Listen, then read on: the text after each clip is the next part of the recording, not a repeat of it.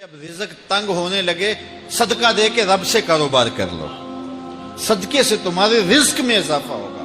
یہ رب کا وعدہ ہے اور اللہ کے وعدے جھوٹے نہیں ہو سکتے۔ رزق کی برکت کا ایک اور بہت بڑا ذریعہ النکاح ہے۔ فرمایا اگر تم نکاح کرو گے، تم فقیر ہو وہ تمہیں غنی کر دے گا۔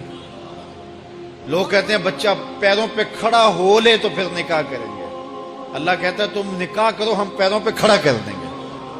ہمارا فلسفہ اپنا ہے، اس کا حکم اپنا ہے۔ وہ کہتا ہے ابھی تو یہ اپنے لیے نہیں کماتا تو جو آئے گی اس کو کہاں سے کھلائے گا؟ میاں جس نے آنا ہے اس نے اپنا رزق لے کے آنا ہے۔ تو بچوں کی شادیاں کرو، اگر وہ جوان ہو گئے رزق نصیب ہوگا۔ اپنے اہل خانہ کو نماز کے حکم دینے سے رزق بڑھتا ہے، کیونکہ جو صبح کا وقت ہوتا ہے یہ رزق کے بٹنے کا وقت ہوتا ہے، اور جس گھر میں صبح کے وقت لوگ سوئے ہوئے ہوتے ہیں وہاں بے برکتیاں ہوتی ہیں۔ تو طلوع فجر سے لے کر کے طلوع آفتاب تک اپنی اولاد کو، بیوی کو، بچوں کو نہ سونے دیں۔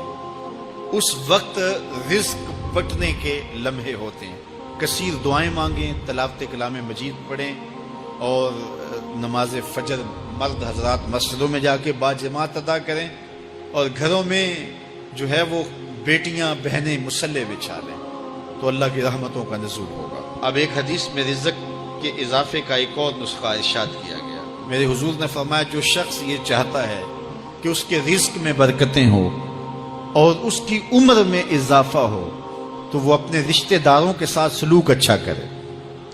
رشتہ داروں کے ساتھ اگر اچھا سلوک کرو گے تو پھر تمہارے رزق میں برکت ہو۔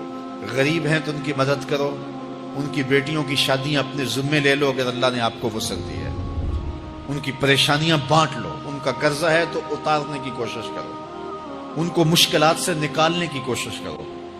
تم ان کو مشکلات سے نکالو گے، اللہ تمہیں مشکلوں سے نکالے گا۔ تمہارے رزق میں بھی برکتیں ہوگی اور تمہارے مال میں بھی برکتیں ہوں۔ فرمایا بہتر صدقہ وہ ہے جو ناراض غریب رشتہ دار کو دیا جائے۔ اگر وہ پھنس گیا ہے، مجبور ہے، ناراض ہے، تو اس کو اگر دیں گے تمہارا نفس اس میں شامل نہیں ہوگا، تو یہ افضل صدقہ ہے جو ہر صورت میں قبول ہی قبول ہے۔ رزق کے اضافے کا ایک اور سبب الاحسان الی الضعفاء، جو کمزور لوگ ہیں ان کے ساتھ اس نے سلوک کرنا۔ الانفاق علی طلبۃ العلم، طالب علموں پہ خرچ کرنا، یہ بھی رزق میں اضافے کا سبب اور ذریعہ ہے۔ وہ حضرت بابا فرید نے کہا نا چھٹا رکن دین کا روٹی ہے۔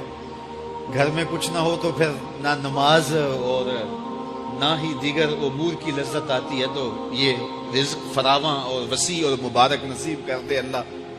تو اس کے لیے ایک اور وظیفہ میں دیتا ہوں، اور وہ یہ کہ مغرب کے بعد 21 مرتبہ سورۃ الکوثر پڑھ لیں، کثرت ہو جائے گی انشاءاللہ۔